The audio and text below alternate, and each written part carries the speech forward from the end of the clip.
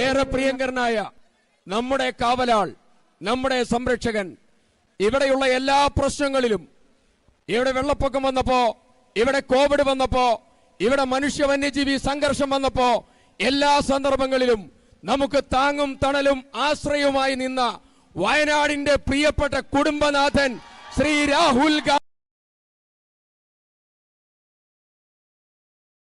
കടന്നുപൂർവം പടിഞ്ഞാറത്തയിൽ നടന്ന ഏറ്റവും വലിയ 10,000 അംഗമെടുത്ത ഈ റോഡ് ഷോയെ അഭിസംബോധന ചെയ്തുകൊണ്ട് സംസാരിക്കാൻ പ്രിയപ്പെട്ട രാഹുൽജിയെ ക്ഷണിക്കുകയാണ്.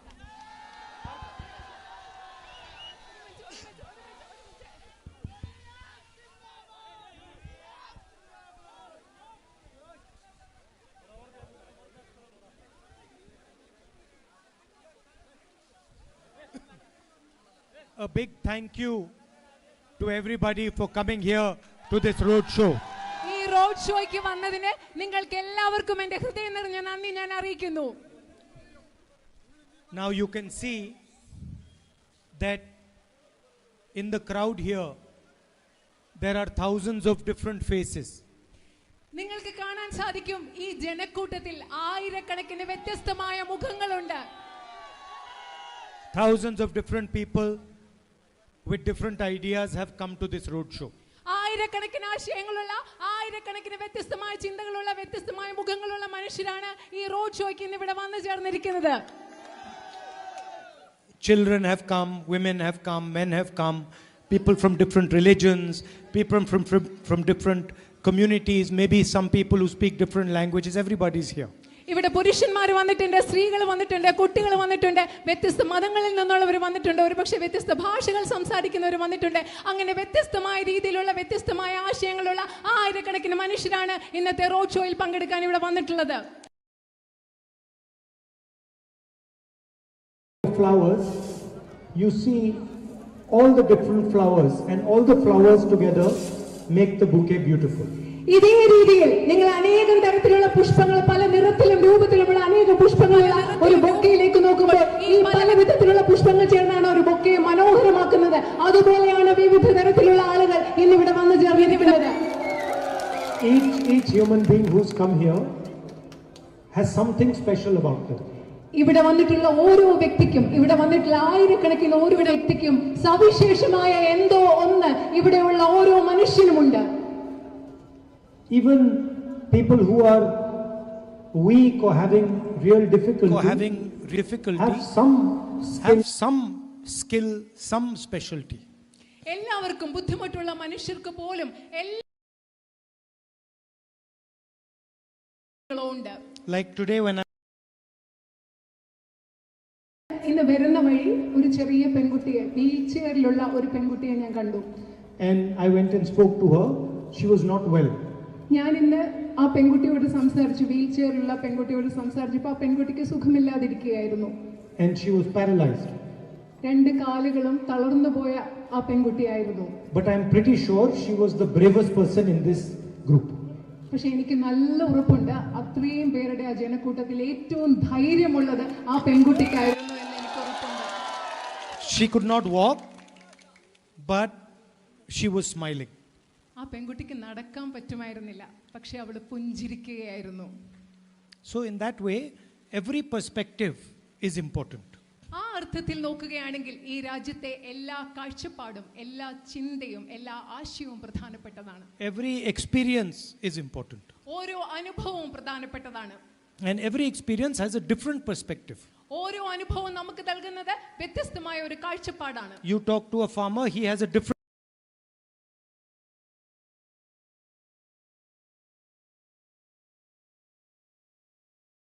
ഒരു കർഷകരോട് സംസാരിക്കും, അദ്ദേഹത്തിന് വ്യത്യസ്തമായ ഒരു കാഴ്ചപ്പാടുണ്ട്. നിങ്ങൾ ഒരു തൊഴിലാളിയോട് സംസാരിക്കും, അവർക്ക് വ്യത്യസ്തമായ ഒരു കാഴ്ചപ്പാടുണ്ട്. അവിടെയുള്ള നമ്മുടെ മാധ്യമ പ്രവർത്തകരായ സുഹൃത്തുക്കളോട് നിങ്ങൾ സംസാരിക്കും, അവർക്ക് വ്യത്യസ്തമായ ഒരു കാഴ്ചപ്പാടുണ്ട്. And all these different perspectives make India beautiful. നമ്മുടെ രാജ്യത്തെ, ഇന്ത്യയെ മനോഹരമാക്കുന്നത് ഇത്തരം വ്യത്യസ്തങ്ങളായ കാഴ്ചപ്പാടുകളും ചിന്താധാരകളുമാണ്. Just like if you look at a bouquet of flowers and there are many different types of flowers in it, red flowers, green flowers, pink flowers, yellow flowers, white flowers, it looks more beautiful than if there is only one type of flower. നിങ്ങളിപ്പോ ഒരു ബൊക്കയിൽ നോക്കുകയാണ്, പലതരത്തിലുള്ള പൂക്കളുണ്ട് അവിടെ. ചുമപ്പുണ്ട്, നീലയുണ്ട്, മഞ്ഞയുണ്ട്, പച്ചയുണ്ട്, വെള്ളയുണ്ട്. ഇതെല്ലാം കൂടി ചേരുമ്പോഴാണ് ഒരു നിറമുള്ളതിൽ മാത്രം. ഉദാഹരണത്തിന് വെള്ള മാത്രം ഉണ്ടെങ്കിൽ ആ ബൊക്ക എത്ര മനോഹരമായിരുന്നു, അതിലും 10 മടങ്ങ് മനോഹരമാണ് പല നിറത്തിലും പല രൂപത്തിലുമുള്ള പുഷ്പങ്ങൾ ഒരു ബൊക്കയിൽ ഉണ്ടാകുമ്പോൾ. And also a bouquet with many different flowers will obviously be much more resilient, much stronger than a bouquet which is one type of flower. അതേപോലെ തന്നെ പല നിറങ്ങളിലുള്ള പൂവുകളുള്ള ഒരു ബൊക്കെ എന്ന് പറയുന്നത് കൂടുതൽ പ്രശ്നങ്ങളെ അതിജീവിക്കാൻ പ്രാപ്തിയുള്ളതും കൂടുതൽ ശക്തിയുള്ളതും മനോഹരവുമായിരിക്കും. It is the same with our country. നമ്മുടെ രാജ്യത്തെക്കുറിച്ച്, ഈ ബൊക്കയെ കുറിച്ച് പറഞ്ഞ അതേ കാര്യം തന്നെയാണ് നമ്മുടെ രാജ്യത്തിന്റെ കാര്യത്തിലും അതേ കാര്യം തന്നെയാണ് എനിക്ക് പറയാനുള്ളത്. The fight that is taking place in the election in 2024 is about two different visions of India. ഈ 2024 തെരഞ്ഞെടുപ്പിൽ ഈ രാജ്യത്ത് നടക്കുന്ന പോരാട്ടം എന്ന് പറയുന്നത് ഇന്ത്യ എന്ന രാജ്യത്തേക്കുള്ള കുറിച്ചുള്ള 2 വ്യത്യസ്തങ്ങളായ ദർശനങ്ങളുടെ കാഴ്ചപ്പാടുകൾ തമ്മിലുള്ള ഒരു പോരാട്ടമാണ്. The Prime Minister says one nation, one leader, one language, one tradition. ഇന്ത്യയുടെ പ്രധാനമന്ത്രി പറയുന്നു ഒരു ദേശം, ഒരു നേതാവ്, ഒരു ഭാഷ, ഒരു പാരമ്പര്യം. He wants that the bouquet should have only one color in it. ഇന്ത്യയുടെ പ്രധാനമന്ത്രിക്ക് വേണ്ടത് ഈ ഇന്ത്യ രാജ്യത്തിന്റെ ഈ ബൊക്കയിൽ ഒരേ ഒരു നിറം മാത്രമുള്ള ഒരു ബൊക്കയാണ് ഇന്ത്യയുടെ പ്രധാനമന്ത്രിക്ക് വേണ്ടത്. He is telling the people of Kerala that you should not speak Malayalam. കേരളത്തിലെ ജനങ്ങളോട് അദ്ദേഹം പറയുകയാണ്, നിങ്ങൾ മലയാളം സംസാരിക്കരുത്. He is telling the people of Tamil Nadu, don't speak Tamil. അദ്ദേഹം തമിഴ്നാട്ടിലെ മനുഷ്യരോട് പറയുകയാണ്, നിങ്ങൾ തമിഴ് സംസാരിക്കണ്ട. But Malayalam is not just a language. പക്ഷേ മലയാളം എന്ന് പറയുന്നത് കേവലം ഒരു ഭാഷ മാത്രമല്ല. It's not just a few letters put together. നമ്മൾ പരസ്പരം സംസാരിക്കുന്ന, കൂട്ടിച്ചേർത്ത് സംസാരിക്കുന്ന ഏതാനും അക്ഷരങ്ങൾ മാത്രമല്ല Malayalam. It is the entire history, the entire tradition, the entire struggle of the people of Kerala. Malayalam എന്ന് പറയുന്നത് കേരളത്തിന്റെ മുഴുവൻ പാരമ്പര്യമാണ്, കേരളത്തിന്റെ മുഴുവൻ ചരിത്രമാണ്, കേരളത്തിലെ മുഴുവൻ ജനങ്ങളുടെ പോരാട്ടത്തിന്റെ ചരിത്രത്തെ ഉൾക്കൊള്ളുന്നതാണ് മലയാള ഭാഷ. For thousands of years, you have been speaking to each other in Malayalam. ആയിരക്കണക്കിന് വർഷങ്ങളായി നിങ്ങൾ പരസ്പരം സംസാരിച്ചു കൊണ്ടിരിക്കുന്നത് മലയാളം എന്ന ഭാഷയിലാണ്. This language has survived the biggest storms. ഏറ്റവും വലിയ കൊടുങ്കാറ്റുകളെ അതിജീവിച്ച ഭാഷയാണ് മലയാള ഭാഷ. Earthquake, tragedy. ദുരന്തങ്ങൾ, ഭൂകമ്പങ്ങൾ, ഇതിനെയൊക്കെ അതിജീവിച്ച ഭാഷയാണ്. And it has continued. ഇതിനെല്ലാം അതിജീവിച്ചുകൊണ്ട് ആ ഭാഷ ഇന്നും തുടർന്നുകൊണ്ടേയിരിക്കുന്നു. You imagine the arrogance of the Prime Minister to tell the people of Kerala that there should only be one language in India. നിങ്ങളൊന്ന് ആലോചിച്ചു നോക്കൂ, കേരളത്തിലെ ജനങ്ങളോട് ഇന്ത്യയിൽ ഒരേ ഒരു ഭാഷ, ഒറ്റ ഒരു ഭാഷ മതി എന്ന് പറയുന്ന പ്രധാനമന്ത്രിയുടെ ധാർഷ്ട്യത്തെ കുറിച്ച് നിങ്ങളൊന്ന് ചിന്തിച്ചു നോക്കൂ. Or people should only follow one tradition in India. ഇന്ത്യയിലെ എല്ലാ ജനങ്ങളും ഒരേ ഒരു പാരമ്പര്യം മാത്രമേ പിന്തുടരാവൂ എന്ന് പറയുന്ന പ്രധാനമന്ത്രിയുടെ ധാർഷ്ട്യത്തെ കുറിച്ച് നിങ്ങളൊന്ന് ചിന്തിച്ചു നോക്കുക. Or one religion in India. അത് മാത്രമല്ല, ഒറ്റ മതം മാത്രം പിന്തുടർന്നാൽ മതി എന്ന് പറയുന്നതിനെ കുറിച്ച് നിങ്ങൾ ചിന്തിക്കുക. India is the land of diversity. India എന്ന് പറയുന്നത് വൈവിധ്യങ്ങളുടെ ഭൂമിയാണ്. And it is the only country in the world that has shown all other countries that our diversity is our strength. India എന്ന് പറയുന്നത് ലോകത്തിലെ മറ്റെല്ലാ രാജ്യങ്ങൾക്കും ഞങ്ങളുടെ വൈവിധ്യമാണ്, ഞങ്ങളുടെ വ്യത്യസ്തതയാണ്, ഞങ്ങളുടെ ശക്തി എന്ന് ലോകത്തിലെ മറ്റു രാജ്യങ്ങൾക്ക് കാണിച്ചു കൊടുത്ത ഒരേ ഒരു രാജ്യമാണ് India. Now, what is it that protects our people, our languages, our different traditions, our histories? It is the constitution of our country. നമ്മുടെ നാട്ടിലെ വ്യത്യസ്ത രാജ്യങ്ങളെ, വ്യത്യസ്ത ജനവിഭാഗങ്ങളുടെ അവരുടെ സംസ്കാരത്തെ, അവരുടെ ചരിത്രത്തെ, വ്യത്യസ്ത ഭാഷകളെ സംരക്ഷിക്കുന്നത് എന്താണ്? അത് ഇന്ത്യ രാജ്യത്തിന്റെ ഭരണഘടനയാണ്. People mistakenly say that the constitution is a book. തെറ്റിദ്ധരിച്ചുകൊണ്ട് നമ്മൾ പലരും പറയും കോൺസ്റ്റിറ്റ്യൂഷൻ എന്ന് പറയുന്നത് ഒരു പുസ്തകമാണ്. Constitution is a commitment. It is a commitment to every single citizen of this country. Indian ഭരണഘടന എന്ന് പറയുന്നത് വെറും ഒരു പുസ്തകമല്ല.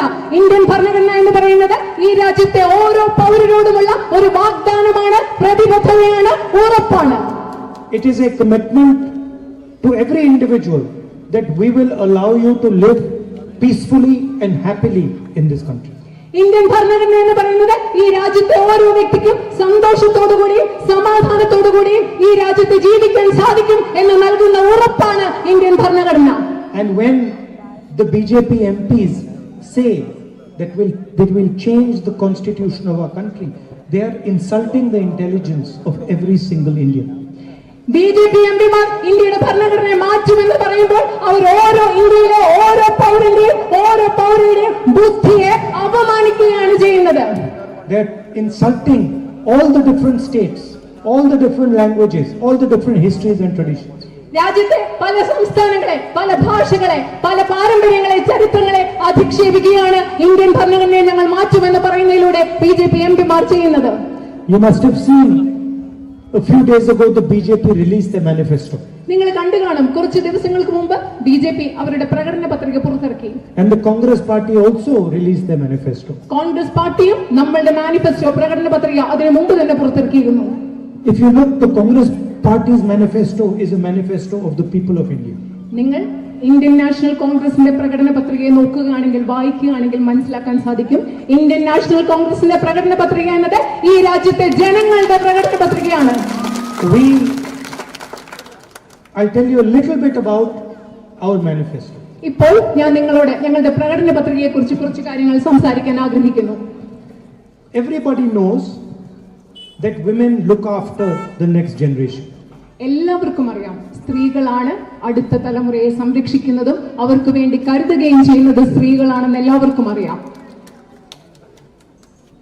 In modern India, both men and women have jobs. ഇന്നത്തെ ആധുനിക ഇന്ത്യയിൽ പുരുഷന്മാർക്കും സ്ത്രീകൾക്കും രണ്ട് കൂട്ടർക്കും തൊഴിലവസരങ്ങളുണ്ട്, തൊഴിലുകളുമുണ്ട്. The husband goes to work, the wife also goes to work. Husband പുരുഷന്മാര് ജോലിക്ക് പോകുന്നു, അതേപോലെ തന്നെ ജീവിത പങ്കാളികളായ പുരുഷന്മാരും സ്ത്രീകളും ഒരുപോലെ ജോലിക്ക് പോകുന്നു. But the wife does double work. പക്ഷേ സ്ത്രീകൾ ഇരട്ടി ജോലിയാണ് ചെയ്യുന്നത്. She goes, see, the women are smiling because they know what I'm saying. അവിടെയുള്ള സ്ത്രീകൾ ചിരിക്കുകയാണ്, കാരണം ഞാൻ പറയുന്നത് എന്താണെന്ന് അവർക്ക് മനസ്സിലാകുന്നുണ്ട്. സ്ത്രീകൾ ഇരട്ടി ജോലിയാണ് ചെയ്യുന്നതെന്ന് ഞാൻ പറയുമ്പോൾ അവിടെ അത് മനസ്സിലാകുന്നത് കൊണ്ടാണ് അവിടെ നിൽക്കുന്ന സ്ത്രീകൾ ചിരിക്കുന്നത്. If the husband does 8 hours of work, the woman does 16 hours of work. പുരുഷന്മാർ, ജീവിത പങ്കാളികളായ പുരുഷന്മാർ 8 മണിക്കൂർ ജോലി ചെയ്യുന്നെങ്കിൽ അവിടെ സ്ത്രീകൾ 16 മണിക്കൂറുകളാണ് ജോലി ചെയ്യുന്നത്. This is a secret of every single Indian household. ഞാൻ ഈ പറഞ്ഞത് ഇന്ത്യയിലെ ഓരോ വീട്ടിലെ രഹസ്യമാണ് ഞാനിപ്പോ നിങ്ങളോട് പറഞ്ഞത്. So we have recognized this in the Congress manifesto. ഇന്ത്യയുടെ പ്രകടന പത്രികയിൽ ഈ യാഥാർത്ഥ്യം ഞങ്ങൾ ഉൾക്കൊള്ളുകയും അംഗീകരിക്കുകയും ചെയ്തിട്ടുണ്ട്. And we have decided that we want to compensate Indian women for this extra work that they are doing for the future. ഞങ്ങൾ തീരുമാനിച്ചു, ഇന്ത്യയിലെ സ്ത്രീകൾ ചെയ്യുന്ന ഈ ഇരട്ടി ജോലിക്ക് വേണ്ട നഷ്ടപരിഹാരം അവർക്ക് നൽകണമെന്ന് ഇന്ത്യൻ നാഷണൽ കോൺഗ്രസ് ഞങ്ങളുടെ പ്രകടന പത്രികയിലൂടെ തീരുമാനിച്ചു. So we have committed 3 things to them. ഇന്ത്യയിലെ സ്ത്രീകൾക്ക് ഞങ്ങൾ 3 വാഗ്ദാനങ്ങളാണ് ഉറപ്പു നൽകുന്നത്. The first thing is that we are going to make a list of every single poor household in the country. ആദ്യത്തെ കാര്യം എന്ന് പറഞ്ഞാൽ ഈ രാജ്യത്തെ ഓരോ ദരിദ്ര കുടുംബത്തിന്റെയും ഒരു പട്ടിക ഞങ്ങൾ തയ്യാറാക്കാൻ പോകുകയാണ്. Every single house below the poverty line, we are going to make a list of the people. ദാരിദ്ര്യരേഖയ്ക്ക് താഴെയുള്ള ഓരോ വീടിന്റെയും ഒരു പട്ടിക ഞങ്ങൾ ഉണ്ടാക്കാൻ പോകുകയാണ്. And then we will choose one woman in each poor family in India. ദാരിദ്ര്യരേഖയ്ക്ക് താഴെയുള്ള ഞങ്ങൾ പട്ടിക ഉണ്ടാക്കുന്ന ആ കുടുംബങ്ങളിൽ നിന്ന് ഓരോ കുടുംബത്തിൽ നിന്നും ഓരോ സ്ത്രീയെ വീതം ഞങ്ങൾ തിരഞ്ഞെടുക്കും. And then we are going to pass a law that is going to give that woman 1 lakh rupees a year, 8,500 rupees a month in her bank account. ഈ ഓരോ കുടുംബത്തിലെയും ഓരോ ദരിദ്രരായ സ്ത്രീയെ തിരിച്ചതിന് ശേഷം ഞങ്ങൾ നിയമം അനുശാസിക്കുന്നതനുസരിച്ച് ഈ ഓരോ സ്ത്രീക്കും മാസം 8,500 രൂപ വീതം 1 ലക്ഷം രൂപ ഈ സ്ത്രീയുടെ ബാങ്ക് അക്കൗണ്ടിലേക്ക് നിക്ഷേപിക്കുന്ന ഒരു നിയമം കൊണ്ടുവരുമെന്ന് ഇന്ത്യൻ നാഷണൽ കോൺഗ്രസ് ഉറപ്പു നൽകുന്നു. Of course, that money will be spent for the family, but it will go into the woman's bank account. തീർച്ചയായിട്ടും ഈ കൊടുക്കുന്ന പൈസ കുടുംബത്തിന് വേണ്ടിയായിരിക്കും ചെലവാക്കുന്നത്, പക്ഷേ ഈ പൈസ പോകുന്നത് സ്ത്രീയുടെ bank അക്കൗണ്ടിലേക്കായിരിക്കും. Then we have also said that we want to transform our government offices and our public sector units. അത് മാത്രമല്ല ഞങ്ങൾ പറഞ്ഞിട്ടുണ്ട്, ഞങ്ങളുടെ ഗവൺമെന്റ് സ്ഥാപനങ്ങൾ ഭവനങ്ങളിൽ അവിടെ ഒരു വലിയ പരിവർത്തനം ഉണ്ടാകണം എന്ന് ഞങ്ങൾക്ക് ആഗ്രഹമുണ്ട്. So we are going to ensure, we are going to ensure 50% reservations in the public sector units and in government offices to our women. അതുമാത്രമല്ല, ഇന്ത്യയിലെ സ്ത്രീകൾക്ക് നമ്മുടെ ഗവൺമെന്റ് ഓഫീസുകളിലും പൊതുമേഖലാ സ്ഥാപനങ്ങളിലും ജോലികളിൽ 50% സംവരണങ്ങൾ ഞങ്ങൾ ഉറപ്പു നൽകാൻ പോകുന്നു. And for the Ashas and Anganwadi women, we are going to double their wages. അതുമാത്രമല്ല, നമ്മുടെ നാട്ടിലെ ആശാ പ്രവർത്തകർക്കും അംഗൻവാടി പ്രവർത്തകരുടെയും വരുമാനം, വേതനം ഞങ്ങൾ ഇരട്ടിയാക്കാൻ പോകുകയാണ്. So you can see how we are targeting all sections. We are targeting poor women, we are targeting women who are working, we are also targeting women who are in government, who are in the middle class. നിങ്ങൾ മനസ്സിലാക്കണം, ഞങ്ങൾ സ്ത്രീകൾ എന്ന് പറയുമ്പോൾ എല്ലാ വിഭാഗത്തിൽപ്പെട്ട സ്ത്രീകളെയും, ദരിദ്രരായ സ്ത്രീകളെ, ജോലി ചെയ്യുന്ന സ്ത്രീകളെ, ഗവൺമെന്റിന്റെ ഭാഗമായി പ്രവർത്തിക്കുന്ന സ്ത്രീകളെ, വിദ്യാസമ്പന്നരായ സ്ത്രീകളെ എല്ലാവരെയും മുന്നിൽ വെച്ചുകൊണ്ടാണ് പ്രകടന പത്രികയിൽ ഞങ്ങളുടെ പദ്ധതികൾ ഞങ്ങൾ തയ്യാറാക്കിയിട്ടുള്ളത്. Now everybody knows that Mr. Narendra Modi, through demonetization and a flawed GST and the Agniveer scheme, has destroyed employment in India. എല്ലാവർക്കും അറിയാം, നരേന്ദ്രമോദി നോട്ട് നിരോധനത്തിലൂടെ, വികലമായ ഒരു GST-യിലൂടെ, ചരക്ക് സേവന നികുതിയിലൂടെ, അതുപോലെ അഗ്നിപഥ് പദ്ധതിയിലൂടെ ഈ രാജ്യത്തെ തൊഴിലവസരങ്ങൾ നഷ്ടമാക്കി എന്നത് എല്ലാവർക്കും അറിയാം. So to fight unemployment, as soon as we come to power, we are going to go back to the original recruitment system of the army and we are going to scrap the Agniveer scheme. അതുകൊണ്ട് ഈ രാജ്യത്തെ തൊഴിലില്ലായ്മ നേരിടുന്നതിന് വേണ്ടി അധികാരത്തിൽ വന്നാൽ ഉടൻ തന്നെ അഗ്നിപഥ് സ്കീമിനെ റദ്ദാക്കിക്കൊണ്ട് മുൻപുണ്ടായിരുന്ന റിക്രൂട്ട്മെന്റ്, ആർമിയിലെ റിക്രൂട്ട്മെന്റിലേക്ക്, നിയമന നടപടികളിലേക്ക് ഞങ്ങൾ തിരിച്ചു പോകുന്നതായിരിക്കുമെന്ന് ഞങ്ങൾ ഉറപ്പ് നൽകുന്നു. Today you have 5 different bands of GST, complicated GST, a GST which allows extortion. We are going to simplify the GST and we're going to have just one band of GST. ഇപ്പോൾ ഉള്ള GST ചരക്ക് സേവന നികുതി എന്ന് പറയുന്ന 5 ബാൻഡുകളുണ്ട്. അതുപോലെ ജനങ്ങളെ കൊള്ളയടിക്കുന്ന ഒരു നികുതിയാണ്, അതുപോലെ അതിസങ്കീർണമായ ഒരു നികുതിയാണ്. ഞങ്ങൾ അധികാരത്തിൽ വന്നാൽ ചരക്ക് സേവന നികുതി വളരെയധികം ലളിതമാക്കും എന്ന് ഞങ്ങൾ ഉറപ്പു നൽകുന്നു.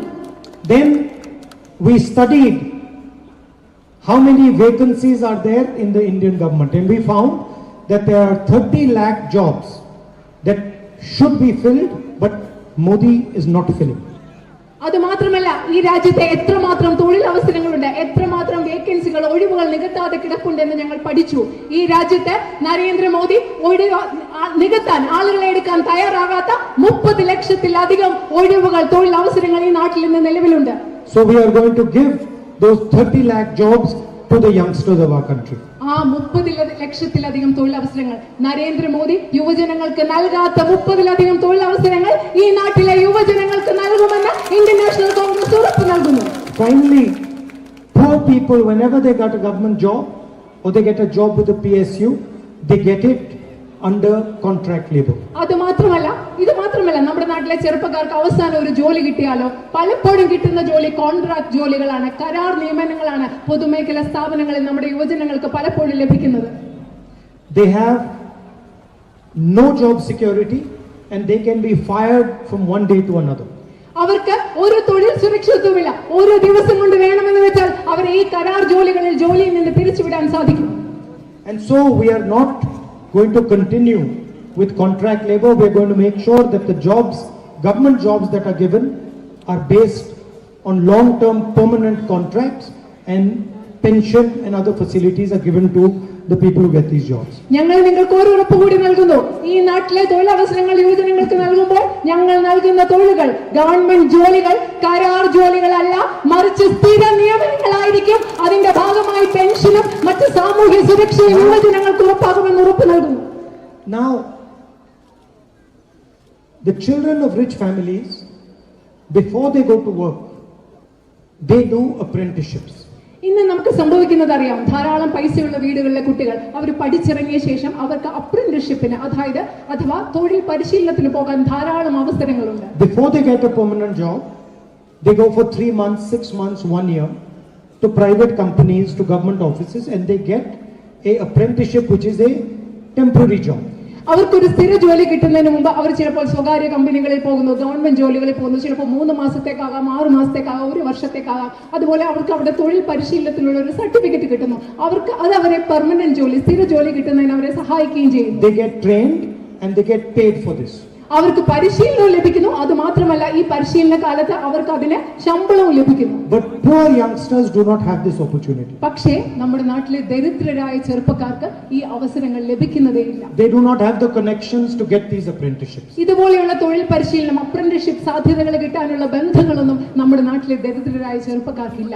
So we are passing a right to apprenticeship law.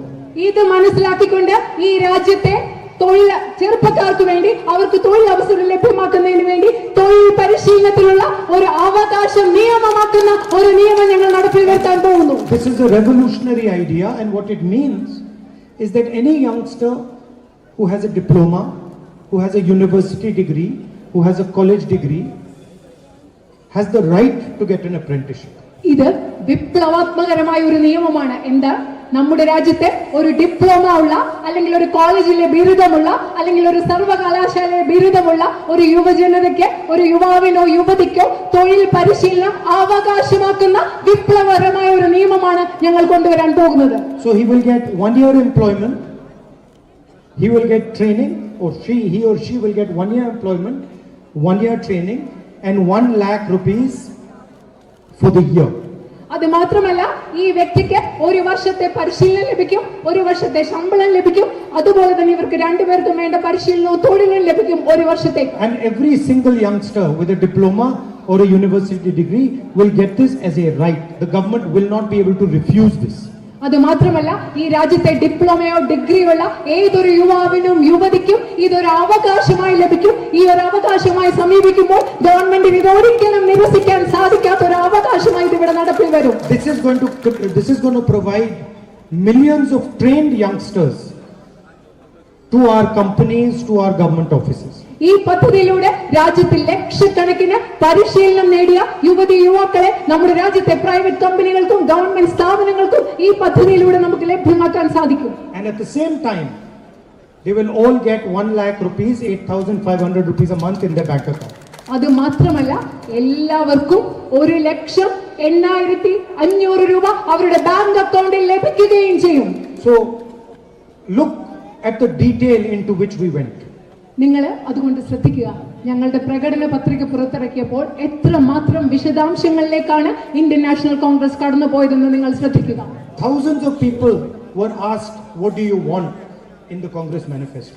Congress മാനിഫെസ്റ്റോയിൽ, ഇന്ത്യൻ നാഷണൽ കോൺഗ്രസിന്റെ പ്രകടന പത്രികയിൽ നിങ്ങൾക്ക് എന്താണ് വേണ്ടതെന്ന് ഞങ്ങൾ ഇന്ത്യയിലെ ആയിരക്കണക്കിന് മനുഷ്യരോട് ചോദിച്ചു. We gave something to farmers, something to laborers, something to women, something to youngsters. ഞങ്ങൾ കർഷകർക്ക്, തൊഴിലാളികൾക്ക്, സ്ത്രീകൾക്ക്, യുവജനങ്ങൾക്ക് അവർക്കൊക്കെ ആവശ്യമുള്ള കാര്യങ്ങൾ ഞങ്ങളുടെ പ്രകടന പത്രികയിൽ നൽകുന്നുണ്ട്. And what was the promise of the BJP manifesto? നിങ്ങൾ ആലോചിക്കുക, എന്തായിരുന്നു ബിജെപിയുടെ പ്രകടന പത്രികയിലെ വാഗ്ദാനം? We will get the Olympic Games to India and we will send a man to the moon. ഞങ്ങൾ ബിജെപിയുടെ പ്രകടന പത്രികയിലെ വാഗ്ദാനം എന്താണ്? ഞങ്ങൾ ഇന്ത്യയിലേക്ക് ഒളിമ്പിക് ഗെയിംസ് കൊണ്ടുവരും, ഞങ്ങൾ ചന്ദ്രനിലേക്ക് ഒരു മനുഷ്യനെ അയക്കും. ഇത് രണ്ടുമാണ് ബിജെപിയുടെ പ്രകടന പത്രികയിലെ പ്രധാന വാഗ്ദാനങ്ങൾ. They asked some bureaucrat to write down 2 or 3 lines, and the fellow wrote down, we'll send 1 man to the moon and we'll get the Olympic Games to India.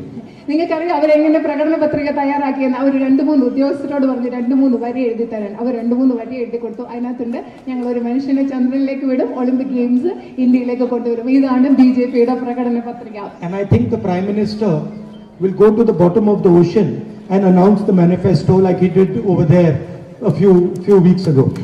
ഞാൻ വിചാരിക്കുന്നത് പ്രധാനമന്ത്രി കുറെ ദിവസം മുമ്പ് സമുദ്രത്തിന്റെ അടിയിലേക്ക് മുങ്ങിപ്പോയതുപോലെ അദ്ദേഹം സമുദ്രത്തിന്റെ അടിയിലൂടെ ഒരിക്കലും കൂടെ മുങ്ങിപ്പോയി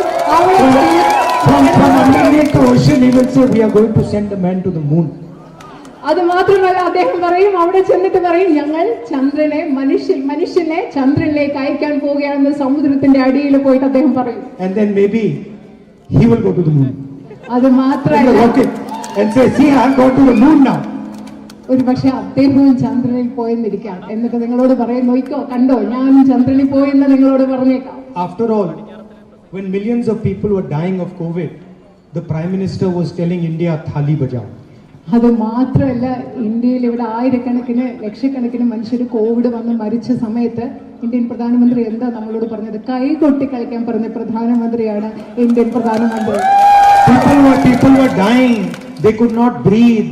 There was no oxygen. There was no ventilators. And the Prime Minister was saying, Thali bajao. ഇന്ത്യയിലെ ജനങ്ങൾക്ക് അവർ മരിക്കുകയായിരുന്നു, ഓക്സിജൻ ഇല്ല, വെന്റിലേറ്റർ ഇല്ല. ആ സമയത്ത് ഇന്ത്യയുടെ പ്രധാനമന്ത്രി നമ്മളോട് പറയാ കൈ കൊട്ടിക്കോളൂ. And when the Indian youngsters said, we want a job, he said, pakode banao. ഇന്ത്യയിലെ യുവജനങ്ങൾ പറഞ്ഞു ഞങ്ങൾക്ക് ജോലി വേണമെന്ന് പറഞ്ഞപ്പോൾ അദ്ദേഹം എന്താ പറഞ്ഞത്? നിങ്ങൾ pakoda ഉണ്ടാക്കിക്കോളൂ. So that is the difference between us and the Prime Minister of India. നിങ്ങൾക്ക് ഇപ്പം മനസ്സിലാവുന്നുണ്ടാവും, അതാണ് ഇന്ത്യൻ നാഷണൽ കോൺഗ്രസും RSSും BJP ഇന്ത്യൻ പ്രധാനമന്ത്രിയും തമ്മിലുള്ള പ്രധാന വ്യത്യാസം.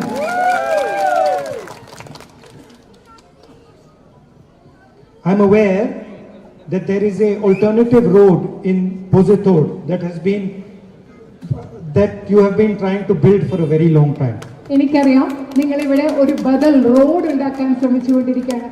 Padinathara Pozithod. Padinyarethara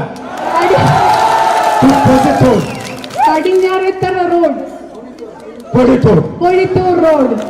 It's a road that you have been working on for some time, and we will try and make sure that this road is completed very quickly. നിങ്ങൾ ഈ road പൂർത്തിയാക്കാൻ കുറെ നാളുകൾ കൊണ്ട് ശ്രമിക്കുകയാണ്. ഈ റോഡിന്റെ നിർമ്മാണം പൂർത്തിയാക്കുമെന്ന് ഞാൻ ഉറപ്പ് നൽകുന്നു. അതിനുവേണ്ടി നമ്മൾ ശ്രമിക്കും. Thank you very much. വളരെ നമസ്കാരം. Thank you.